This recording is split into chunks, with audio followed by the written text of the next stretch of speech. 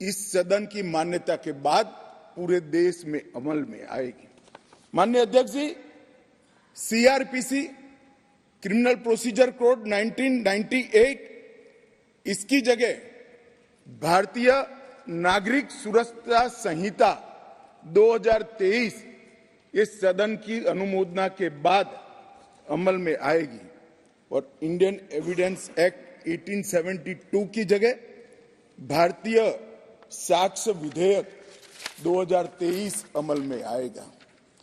कई लोगों को मैं इस बिल को स्टैंडिंग कमेटी को भेजने के बाद मिला हूं। आज तो यहां पर बोलने के लिए तो बैठे नहीं हैं, परंतु मुझे कहते हैं क्या फर्क पड़ेगा। सुनते तो मालूम पड़ते कि फर्क क्या पड़ता। माननीय अध्यक्ष जी, एक बेजान मुर्दा पड़ा है और अगर उसमें आत्मा होती है तो जिंदा इंसान बनता है। इतना आमूलचूल परिवर्तन हमारी आपराधिक न्याय प्रणालिका में भी अंदर आना है। अध्यक्ष जी, आज मैं तलारी रंगैया से लेकर हेमाजी तक 35 सांसदों ने इसके अंदर अपने अपने विचार व्यक्त किए हैं। वो सभी को मैं ध्यान से सुना है। ढेर सारी चीजें ज्यादातर किसी के सुझाव बदलाव के लिए नहीं है, कुछ सुझाव बदलाव के लिए भी है, मगर कुछ चीजें जो उठाई गई हैं उसको मैं मानता हूं कि मेरी स्पष्टता के बाद इनकी चिंता से वो मुक्त हो जाएंगे। और कुछ लोग, ओवैसी साहब हो या कोई एक दो और है, जिनकी चिंता ही ऐसी है जो समाप्त नहीं की जानी चाहिए, चिंता उनकी एक कानून से बड़ी है, वो बहुत उचित हुआ। इसलिए ऐसी चिंता का मेरे पास कोई समाधान नहीं है, परंतु स्पष्टता से काफी सारी चीजें क्लियर हो जाएगी और मैं 3 ऑफिशियल अमेंडमेंट लेकर भी आऊंगा जो मैं बाद में बताऊंगा। माननीय अध्यक्ष जी, एक तीनों कानून अंग्रेजों के जमाने से बनाए थे। जैसा मैंने कहा कि 150 साल मोदी जी ने प्रधानमंत्री बनने के बाद गुलामी की मानसिकता और गुलामी के सारे चिन्ह इस देश में से जल्दी मिट जाए और नए आत्मविश्वास के साथ महान भारत की रचना का रास्ता प्रशस्त हो, इस पर आग्रह रखा। उन्होंने लाल किले की प्राचीर से कहा, मान्यवर, उन्होंने कहा कि कॉलोनियल कानूनों से जल्दी इस देश को मुक्ति मिलनी चाहिए और उसी के तहत गृह मंत्रालय ने 2019 से इसमें परिवर्तन लाने के लिए गहन विचार विमर्श चालू किया था। मान्यवर, ये जो कानून थे, ये कानून एक शासक ने, विदेशी शासक ने अपने शासन को बनाए रखने के लिए बनाए हुए कानून थे। एक गुलाम प्रजा को गवर्न करने के लिए बनाए हुए कानून थे और इसकी जगह अब ये जो कानून आ रहे हैं वो हमारी संविधान की मूल 3 चीजें, व्यक्ति की स्वतंत्रता, मानव के अधिकार और सबके साथ समान व्यवहार, ये 3 सिद्धांतों के आधार पर बनाए जा रहे कानून है। ये इसका मूल परिवर्तन है जो कुछ लोग पहचान नहीं पाए। मान्यवर, हमारे यहाँ न्याय की बहुत पुरानी अवधारणा है। हमारे यहाँ न्याय की अवधारणा अनेक प्रकार के दर्शन के अंदर समाहित, व्यास, अत्रि, याज्ञवल्क्य, बृहस्पति, पराशर, चाणक्य, वत्सायन, देवानंद ठाकुर, जयंत भट्ट, गणेश उपाध्याय, केशव मिश्र, रघुनाथ शिरोमणि, ये सभी विद्वानों ने अनेक प्रकार की संहिता में दंड और न्याय पर अपने विचार रखे हैं जो मूल भारतीय विचार है। मान्यवर, ये तीनों कानूनों को अभी जो है, ये तीनों कानूनों को अगर ध्यान से देखते हैं तो इसके अंदर न्याय की कल्पना ही नहीं है। दंड देने की बात को ही न्याय माना जाए। हमारे यहाँ हमारे शास्त्रों में दंड की कल्पना न्याय से उपजी। पाश्चात्य विचारों के जो अंग्रेज शासन में लाए गए कानून थे, उसमें न्याय का उद्भव दंड में से होता है। हमारे यहां दंड इसलिए दिया जाता है कि जो विक्टिम है, जिसका अहित हुआ है, जिसके अधिकारों की रक्षा नहीं हुए, उसको न्याय मिल पाए, इसलिए किसी को दंड देते हैं। और दंड देने का उद्देश्य क्या है? विक्टिम को न्याय देना, और वो दंड के माध्यम से और कोई इस तरह की गलती न करे, इस तरह का समाज के अंदर एक एग्जाम्पल प्रस्तापित करने के लिए ये दंड का प्रोविजन है। ये नए जो 3 कानून लेकर मैं आया हूं, वो मूल भारतीय न्याय के संहिता के आत्मा को प्रकटीकरण देने वाले कानून है। और सच अर्थ में आजादी के इतने सालों के बाद मान्यवर पहली बार ये तीनों आपराधिक कानूनों का, अपराध की सिस्टम को चलाने वाले कानूनों का, क्रिमिनल जस्टिस सिस्टम को चलाने वाले कानूनों का पहली बार मानवीयकरण होगा। मान्यवर, ये कानूनों को ध्यान से पढ़ेंगे तो ये कानून के अंदर आज तक, जब तक ये सदन रिपील नहीं करेगा तब तक यूनाइटेड किंगडम की संसद ने बनाया हुआ कानून आज हमारे कानून में विद्यमान है। प्रांतीय अधिवेशन, वो भी अंग्रेजों के जब हम गुलाम थे तब का शब्द है।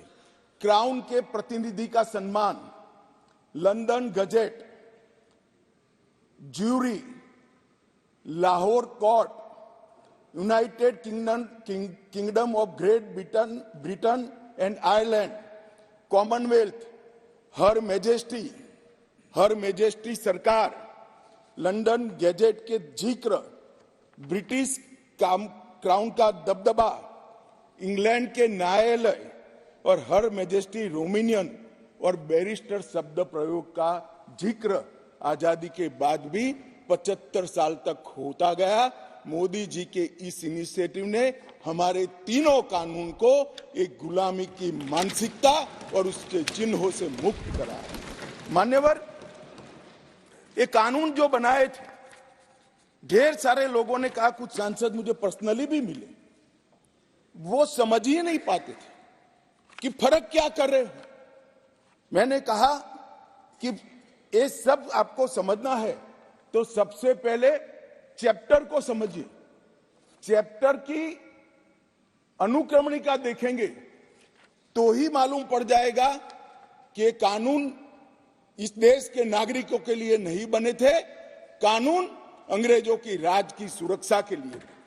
मान्यवर, अभी जो कानून हम रिपील करने जा रहे हैं, वो कानून में मानव वध और किसी महिला के साथ अत्याचार, उसके पहले सरकारी खजाने को लूटने की सजा, रेलवे की पटरी उखाड़ने की सजा और ब्रिटिश ताज के अपमान की सजा को रखा गया था। मानव वध तो बेचारा 302 नंबर पर बैठा बैठा अपनी राह देख रहा था। सुरक्षा प्रायोरिटी क्या थी? मानव वध नहीं थी।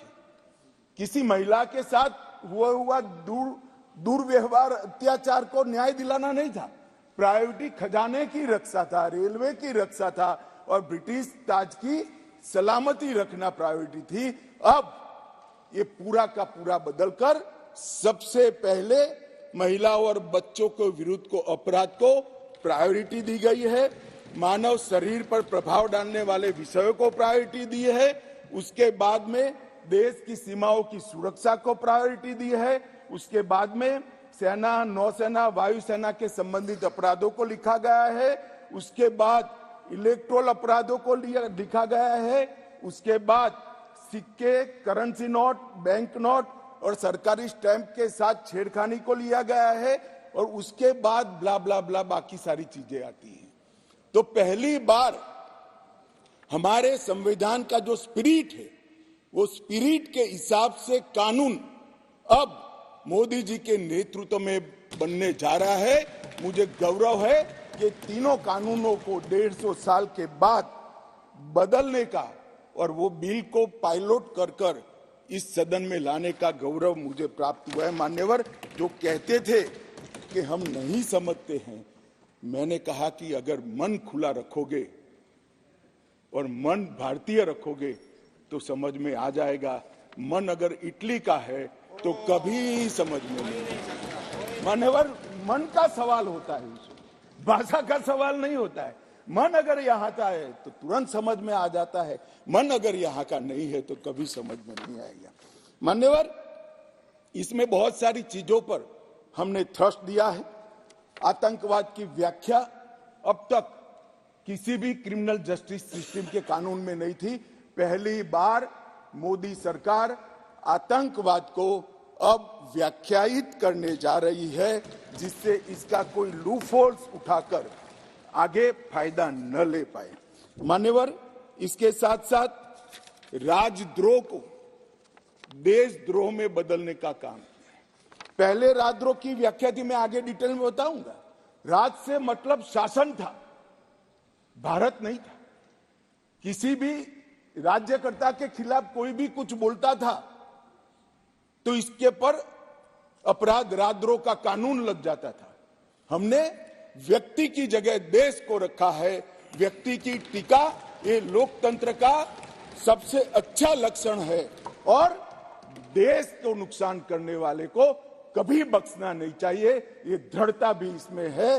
राजद्रोह को इतने साल के बाद देशद्रोह में परिवर्तित करने का काम ये कानून करेगा। मान्यवर, कानून में आज इस सदन के सभी सभासदों को गारंटी देना चाहता हूं कि आने वाले 100 साल के टेक्निकल इनोवेशन जितने भी होंगे, इसकी कल्पना कर कर हमारी न्यायिक पद्धति को इससे सुसज्ज करने के लिए सारे प्रोविजन इसी कानून के अंदर कर दिए गए हैं और सारी टेक्नोलॉजी का उपयोग कर कर जल्दी न्याय बने, इसके लिए भी हम आगे बढ़ रहे हैं। मॉब लिंचिंग का प्रावधान भी किया है। एक बार मैं किसी भाषण में चिदम्बरम साहब को सुन रहा था। उन्होंने कहा कि गृह मंत्री की परीक्षा है कि नया कानून लेकर आएंगे तो मॉब लिंचिंग का क्या करेंगे। चिदम्बरम साहब, ना आप हमारी पार्टी को समझे हो, ना हमारे सिद्धांतों को समझे हो। हमारी पार्टी की केवल एक और एक आइडियोलॉजी है, भारत का उत्कर्ष। एकमात्र आइडियोलॉजी पर Bharatiya Janata party. Mob lynching घृणित अपराध है और उसको हम नए कानून में फांसी की सजा का प्रावधान कर कर इंक्लूड कर रहे हैं। मगर अब मैं आपको पूछना चाहता हूं, आपने भी इस देश में 70 साल में 58 साल शासन किया है, आपने मॉब लिंचिंग को भला अब तक क्यों नहीं लाए थे? हम तो जब बदलाव किए तब लाए। मॉब लिंचिंग शब्द का उपयोग हमें गाली बोलने के लिए तो खूब किया, मगर जब सत्ता में आए तब भूल गए। इस प्रकार के व्यवहार को जनता जानती है, इसीलिए उस ओर बैठे हो और उस ओर से भी सदन के बाहर बैठे हो। मान्यवर, ये जो इनका डबल स्टैंडर्ड है, इसके कारण उनकी पार्टी को आज इतनी सारी दिक्कतें उठानी पड़ी है। मान्यवर, पुलिस और नागरिक के अधिकारों के बीच में बहुत अच्छे से इसमें संतुलन साधा गया है। सजा का दर बढ़ाने के लिए हमने ढेर सारे प्रावधान इसके अंदर करे हैं, जिससे सजा करने का प्रतिशत बढ़ेगा। साइबर क्राइम के लिए भी ढेर सारी प्रोविजंस किए हैं और कम्युनिटी सर्विस को भी हम पहली बार इंट्रोड्यूस कर उसको कानूनी जामा पहनाने जा रहे हैं, जिससे जेलों पर के बर्डन को कमी आ जाएगी। मान्यवर, ये तीनों कानून जैसे मैंने कहा 150 साल के बाद बदले जा रहे हैं और देश के 130 करोड़ लोगों को प्रभावित करने वाले कानून हैं और ये कानूनों के आधार पर ही आने वाले समय में इस देश की आपराधिक न्याय प्रणाली चलनी है। इसलिए बहुत जरूरी था कि इस पर एक व्यापक बहस की जाए, समाज के हर वर्ग से, और जो लोग इनसे जुड़े हुए हैं, ये प्रक्रिया में जुड़े हुए, वो सभी से, सभी चुने हुए प्रतिनिधियों से, सभी ऑल इंडिया सर्विस के अधिकारियों से और सभी विधानसभा के सदस्यों से भी चर्चा की जाए। इसलिए 2019 में हमने इसका व्यापक कंसल्टेशन अगस्त महीने से शुरू किया था और 2019 सितंबर में सभी राज्यपालों, मुख्यमंत्रियों, उपराज्यपालों और प्रशासकों को पत्र लिखकर सुझाव मांगे गए। जनवरी में देश के मुख्य न्यायाधीश, सभी हाईकोर्ट्स के मुख्य न्यायाधीश, बार काउंसिल्स और विधि विश्वविद्यालय को पत्र रखकर संसद सुझाव माने गए। ये सुझाव आने के बाद 2021 में मैंने स्वयं सभी सांसदों को पत्र लिखा और सुझाव मांगे। 2020 में सभी विधायकों से सुझाव मांगे गए। बीपीआरएनडी ने देश के सभी आईपीएस अफसर से सुझाव मांगे। गृह मंत्रालय ने देश के सभी कलेक्टरेट से सुझाव मांगे, क्योंकि कलेक्टरेट भी इसका बड़ा हिस्सा होता है। और मार्च 20 में ये सारे सुझावों को संकलित नेशनल लॉ यूनिवर्सिटी दिल्ली के कुलपति की अध्यक्षता में कमेटी बनाकर किया। और उसके बाद लगभग 18 राज्य, 6 संघ राज्य, सुप्रीम कोर्ट और 16 उच्च न्यायालय, 5 न्यायिक एकेडमीज, 22 विधि विश्वविद्यालय, 42 संसद सभ्य और लगभग 200 के आसपास आईपीएस अफसरों ने अपने सुझाव मुझे भेजे। कुल 3200 सुझाव एकत्रित हुए, जिसको फुल स्टॉप कॉमा में पढ़कर इसको रखना या नहीं रखना, इसका विवेक के आधार पर निर्णय लिया गया है। और पूरे तीनों कानूनों को मैंने स्वयं लाइन बाय लाइन नहीं, फुल स्टॉप कॉमा में पढ़ा है। 58 सीटिंग मेरे 158 सीटिंग मेरे खुद के हुए हैं सुझावों को आमेज करने के लिए और कानूनों को पढ़ने के लिए। और ये सब कर हम ये कानून लेकर आए थे। 11 अगस्त 2023 को ये भारतीय न्याय संहिता, भारतीय नागरिक सुरक्षा संहिता और भारतीय साक्ष्य अधिनियम को, इन 3 विधेयकों को मैं यहाँ लेकर आया और आपने उसको गृह विभाग की स्थायी समिति को विचारार्थ भेज दिया। मान्यवर, वहां पर ढेर सारी चर्चा हुई। 10 नवंबर 2023 को इसकी रिपोर्ट राज्यसभा के उपसभापति को दे दी गई और ढेर सारे सुझाव, ढेर सारी टाइपिंग एरर्स, ग्रामेटिकल एरर्स और लीगल प्रोनाउंसिएशन के जो अपभ्रंश थे, ये सब सुधारने के लिए माननीय संसद सभ्यों की समिति ने ढेर सारे विचार रखे। इसलिए उसको जस का तस रखने की जगह मैंने पुराना बिल रिपील कर विड्रॉ कर नया बिल लेकर मैं आज सदन के सामने आया हूं। और इतने गहन विचार विमर्श के बाद मान्यवर ये बिल मैं सदन के सामने रखा है। मान्यवर, मोदी जी के नेतृत्व में जो 3 कानून आए हैं, न्याय, समानता और निष्पक्षता, ये 3 मूल सिद्धांतों के आधार पर इसके अंदर बहुत बड़ा परिवर्तन किया गया है। टेक्नोलॉजी का भरपूर उपयोग हो और आने वाले लंबे समय तक टेक्नोलॉजी के नए इनोवेशन क्या हो सकते हैं, इसकी कल्पना कर अभी से इसकी कानूनी वैधता के लिए ढेर सारे प्रोविजन किए हैं। फॉरेंसिक साइंस को इसके अंदर बहुत तवज्जो दी गई है और इसके माध्यम से, ये कानूनों के माध्यम से जल्दी न्याय मिले, इसके लिए पुलिस, लॉयर्स और न्यायमूर्ति सभी पर एक प्रकार से समय की मर्यादा डालने का काम भी इस कानूनों के माध्यम से हुआ है।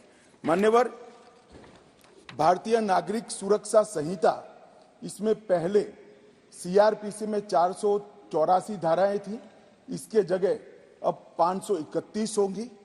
177 धाराओं में बदलाव किया गया है, 9 नए जोड़े गए हैं, 39 नए सबसेक्शन जोड़े गए हैं, 44 नए प्रोविजन और स्पष्टीकरण जोड़े गए हैं, 35 सेक्शन में टाइमलाइन जोड़ी गई है और 14 धाराओं को निरस्त कर हटा दिया गया है। इसी तरह आईपीसी की जगह भारतीय न्याय संहिता में पहले 511 धाराएं थी, इसकी जगह 358 अब रह गई है। 21 नए अपराधों को जोड़ा गया है, 41 अपराधों में कारावास की अवधि को बढ़ाया गया है। 82 अपराधों में जुर्माना बढ़ाया गया है। 25 अपराधों में अनिवार्य न्यूनतम सजा शुरू की गई है। 6 अपराधों को सामुदायिक सेवा का दंड, कम्युनिटी सर्विस का पेनल्टी देने का काम किया गया है और 19 धाराओं को निरस्त कर दिया गया है। और भारतीय साक्ष्य अधिनियम एविडेंस एक्ट को 167 धाराएं थी, इसकी जगह 170 धाराएं बनी हैं। 24 धाराओं में बदलाव किया गया है। 2 नई धाराएं, 6 उप धाराएं जोड़ी गई हैं और 6 धाराओं को हटाने का काम भी करा गया है। मान्यवर, मैं आज इस सदन को कहना चाहता हूं कि 2014 में नरेंद्र मोदी सरकार आने के बाद, एक लंबे अरसे बाद, अटल जी की सरकार ने भी ये प्रयास किया था, परंतु एक मिलीजुली सरकार थी, कई प्रकार की इसमें कठिनाइयां भी आती थी, मगर लंबे समय के बाद 2 बार इस देश की जनता ने ऐसी सरकार चुनी जिस सरकार ने अपने पूरे मैनिफेस्टो को अक्षरशः लागू करने का काम किया है और जिस मैनिफेस्टो को मैंडेट किया है इसको लेकर फिर से जनता के सामने जाएंगे। हमने कहा था हम धारा 370 और 35 से हटा देंगे, हट गई। हमने वादा किया था आतंकवाद, उग्रवाद और के खिलाफ जीरो टॉलरेंस की नीति सरकार बनाएगी और सुरक्षा कर्मियों को फ्री हैंड देंगे, हमने दिया। इसके कारण 3 हॉटस्पॉट, जम्मू कश्मीर, वामपंथी उग्रवादी क्षेत्र और उत्तर पूर्व में हिंसक घटनाओं में 63% की कमी आई है और मृत्यु में 73% की कमी आई है और पूर्वोत्तर से 70% से ज्यादा क्षेत्र से अपसपा को हटा लिया गया है। जिन्होंने अपने एजेंडा में रखा था कि हम अपसपा हटाएंगे, वो ऐसी स्थिति का निर्माण नहीं कर पाए। हमने नहीं रखा था, अपसपा को हटाया नहीं है, परंतु हमने इसके अमल को रिस्ट्रिक्ट करने में सफलता प्राप्त करी है क्योंकि वहां कानून और व्यवस्था की परिस्थिति ठीक हो गई। हमने मान्यवर कहा था कि अयोध्या में जितना हो सके उतना जल्दी राम मंदिर बनाएंगे और 22 जनवरी को वहां पर राम लल्ला विराजमान होगा। ये नरेंद्र मोदी सरकार है, ये नरेंद्र मोदी सरकार है, ये नरेंद्र मोदी सरकार है मान्यवर, जो कहती है वो करती है। मान्यवर, हमने कहा था संसद और विधानसभा में महिलाओं को 33% आरक्षण देंगे। कांग्रेस पार्टी कई बार पावर में आई, तिथियां निकालती रह गई, हमने दे भी दिया और सर्वानुमत से देकर इस देश की मातृशक्ति को हमने सम्मानित करने। हमने कहा था 3 तलाक मुस्लिम माताओं बहनों के लिए अन्याय करता है, उसको हम समाप्त कर देंगे। मान्यवर, हमने इस वादे को भी पूरा किया। हमने कहा था कि न्याय मिलने की घटी को बढ़ाएंगे और न्याय के आधार पर होगा, दंड के आधार पर नहीं होगा। मैं उस वक्त पार्टी का अध्यक्ष था, श्रीमान राजनाथ सिंह जी घोषणा पत्र लेकर जनता के सामने गए थे और आज हम दोनों बैठे हैं। मुझे आनंद है मोदी जी ने ये पार्टी के वादे को आज पूरा करने का। मान्यवर, न्याय एक बहुत अम्ब्रेला टर्मिनोलॉजी, न्याय एक सभ्य समाज की नींव डालता है। हमारे संविधान ने राजनीतिक न्याय, आर्थिक न्याय, सामाजिक न्याय की कई परिभाषाएं बनाकर हमारे लिए रखी है और ढेर सारे अनुच्छेद में 38, 39 से 142 में इसका जिक्र भी किया है, मगर जनता के आम मानस में न्याय का मतलब क्रिमिनल जस्टिस सिस्टम से हो गया। न्याय अनेक प्रकार के हैं, मैं इसका स्वीकार करता हूं। बड़ी पवित्र संकल्पना हमारे संविधान निर्माताओं ने रखी है, परंतु जनता डे टू डे में क्रिमिनल जस्टिस सिस्टम को न्याय कहती है। और आज मैं ये जो 3 बिल लेकर आया हूं, मोदी जी ने सालों से देश की जनता की जो अपेक्षा थी कि हमें पेनल्टी नहीं चाहिए, हमें दंड नहीं चाहिए, हमें न्याय चाहिए, आम आदमी की सुरक्षा होनी चाहिए, वो बिल इस बिल के माध्यम से होगा।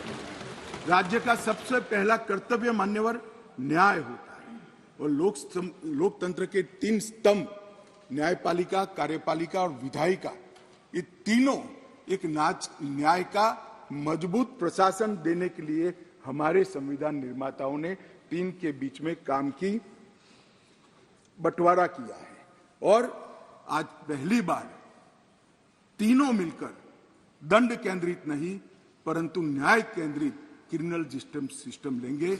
आपकी अध्यक्षता में ये न्याय यहां पर कानून बनेगा, इसका इम्प्लीमेंटेशन कार्यपालिका करेगी और इसका बाकी रहा हुआ इम्प्लीमेंटेशन न्यायपालिका करेगी। ये तीनों अंग इकट्ठा होकर इस देश में भारतीय विचार की न्याय प्रणाली को प्रस्थापित करेंगे। और न्याय, जैसा मैंने कहा, एक अम्ब्रेला टर्म है। न्याय कहते हैं तो बहुत बड़े समुदाय के प्रति होता है। इसमें आरोपी और विक्टिम दोनों आ जाते हैं और दंड कहने पर केवल आरोपी की तरफ ही देखा जाता है। तो संतुलन बनाते हुए नए कानून में लेकर आया हूं। यहां पहले दंड देने की सेंट्रलाइज सोच वाली कानून थे, अब विक्टिम सेंट्रिक जस्टिस इसका यहां पर उद्भव होने जा रहा है। ईज ऑफ जस्टिस को सरल, सुसंगत, पारदर्शी और जवाबदेही प्रोसीजर के माध्यम से साकार किया गया है और एनफोर्समेंट के लिए निष्पक्ष, समयबद्ध, evidence based speedy trial, court तथा प्रिजन का इससे बर्डन कम होने वाला है और कन्विक्शन रेशियो भी इससे बढ़ने वाला है। मान्यवर, कई लोगों ने अलग अलग सुझाव करे हैं। पहले मैं बिल के बारे में बताकर इसका जवाब दूंगा। और सबसे बड़ी बात है मान्यवर कि जो बिल लेकर मैं आया हूं वो ढेर सारी नई चीजों को भी इसमें जगह देने वाला बिल है और इसका उपयोग करने वाला बिल है। इन्वेस्टिगेशन को हमने फॉरेंसिक साइंस के आधार पर प्रोसिक्यूशन को बल देने का फैसला किया है। बलात्कार की पीड़िता का ऑडियो वीडियो रिकॉर्डिंग के माध्यम से रिकॉर्ड लेना कंपलसरी किया है। कई सारी जगह पे मैं आगे बताऊंगा आपको टेक्नोलॉजी का उपयोग किया है और कोर्ट पर भी ढेर सारे समय को कम करने के प्रावधान पर हमने डाले हैं। मान्यवर, आज के बाद इस देश में अभी 3 प्रकार की न्याय प्रणाली है। कहीं मेट्रो जज होते हैं, कहीं नहीं होते, कहीं फर्स्ट क्लास मजिस्ट्रेट होते हैं, कहीं नहीं होते हैं। एक कानून पारित होने के बाद कश्मीर से कन्याकुमारी और द्वारिका से लेकर आसाम तक सभी देश में एक ही प्रकार की न्याय प्रणाली होगी और न्याय प्रणाली का में समानता इसी कानून के माध्यम से आएगी। मान्यवर, इसमें डायरेक्टर ऑफ प्रोसिक्यूशन का एक्सटेंशन और उसका महत्व और उसको कंपलसरी करने का काम किया है, क्योंकि न्याय प्रणालिका में किसी निर्दोष को अन्याय हो जाए या तो किसी विक्टिम को न्याय न मिले, दोनों किस्सों में हमारी त्रिस्तरीय न्यायिक व्यवस्था है, उसमें अपील का बड़ा महत्व है। आज अपील का निर्णय वो ही लोग करते हैं जो वो गलती जो हुई है, मानो विक्टिम को लगता है कि मेरे साथ न्याय नहीं हुआ है, तो वो ही निर्णय करते हैं अपील करनी या नहीं करनी जिसने ये गलती की है। अब एक स्वतंत्र डायरेक्टर ऑफ प्रोसिक्यूशन हर जिले में भी बनेगा, राज्य स्तर पे भी बनेगा, जो पारदर्शिता के साथ एक केस में अपील करने लायक है या नहीं है उसका निर्णय करेगा। उसमें पुलिस का और प्रोसिक्यूटर का केवल और केवल अभिप्राय होगा, निर्णय एक तटस्थ प्रणाली का होगा जिसको डायरेक्टर ऑफ प्रोसिक्यूशन के नाम से यहां इंट्रोड्यूस किया गया है। पुलिस की अकाउंटेबिलिटी कई सारे मामलों में तय की है। जैसे इस देश की अदालतों में हेबियस ढेर सारी होती है, परिवारजन जाते हैं, हमारे सगा संबंधी कहाँ है हमें मालूम ही नहीं है, पुलिस कहती है हमारे पास नहीं है। अब तय कर दिया है गिरफ्तार व्यक्तियों की सूचना अनिवार्य रूप से हर पुलिस स्टेशन पर रखनी पड़ेगी और एक पुलिस अधिकारी को इसके लिए जिम्मेदार करना पड़ेगा। मान्यवर, इस तरह से मैं आगे बाद में बताऊंगा, परंतु ढेर सारी चीजों को हमने पुलिस की अकाउंटेबिलिटी फिक्स करने का भी इस कानून के माध्यम से काम किया है। और विक्टिम सेंट्रिक कानून जब मैं कहता हूं तब मान्यवर हमने ढेर सारा विक्टिमों को बीएनएसएस में 360 तो अपनी बात रखने का अधिकार दिया है, इंफॉर्मेशन का अधिकार खंड 173, 93 और 230 में दिया है, नुकसान की क्षतिपूर्ति का अधिकार दिया है, जीरो एफआईआर को इंट्रोड्यूस किया है। अब कोई भी मुकदमा स्टेट विक्टिम की परमिशन के बगैर, विक्टिम को सुने बगैर कोर्ट सिर्फ स्टेट के कहने पर विड्रॉ नहीं कर सकती। जो विक्टिम है उसको सुनना पड़ेगा, उसके ऑब्जेक्शन को भी सुनना पड़ेगा। विक्टिम को, जो फरियादी है, उसको 90 दिनों में जांच की प्रगति के बारे में इंफॉर्मेशन देने की जिम्मेदारी पुलिस की गई है। एफआईआर, गवाहों के बयान और पुलिस की रिपोर्ट, ये सभी को कंपलसरी कॉपी देने का प्रोविजन इसके अंदर कर दिया गया है। और जांच और मुकदमे के विभिन्न चरणों की पीड़ित अथवा उसके परिवारजनों को जानकारी प्रदान करने के लिए भी हमने ढेर सारे प्रोविजन मान्यवर किए हैं, जिससे मैं मानता हूं कि पुलिस की अकाउंटेबिलिटी फिक्स होगी और विक्टिम को न्याय मिलने की शुरुआत होगी। मान्यवर, मैं अब तीनों कानूनों के महत्वपूर्ण प्रावधानों को आपके सामने और आपके माध्यम से ये सदन के सामने और देश के सामने रखना चाहता हूं। भारतीय न्याय संहिता की मैं पहले बात करूंगा मान्यवर, और जैसा मैंने कहा कि इसमें ढेर सारे मानव संबंधित अपराधों को बहुत पीछे रखा गया था, क्योंकि इसका महत्व ही नहीं था। उनका महत्व अपना शासन चलाना था। जैसे बलात्कार का नंबर धारा 375, 376 था। अब जहां से अपराधों की बात शुरू आती है, इसमें सबसे पहले धारा 63 और धारा 69 में बलात्कार को रख दिया गया है। गैंग रेप को भी आगे लाया गया, बच्चों के खिलाफ अपराध को भी आगे लाया गया है। मर्डर 302 था, अब 101 हुआ है। किडनैपिंग 359 और 369 था, अब 137 और 140 हुए। ट्रैफिकिंग 300 था, अब 143 और 44 हुए।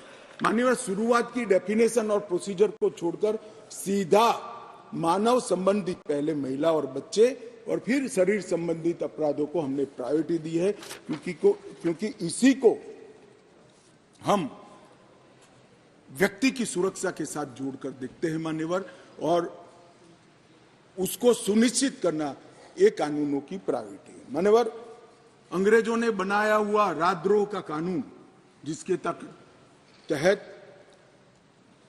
तिलक महाराज, महात्मा गांधी, सरदार वल्लभ भाई पटेल, ढेर सारे हमारे आजादी के स्वतंत्र सेनानी, बड़े बड़े हमारे नायक सालों के सालों 6-6 साल तक जेल में रहे। वो कानून अब तक चलता रहा था।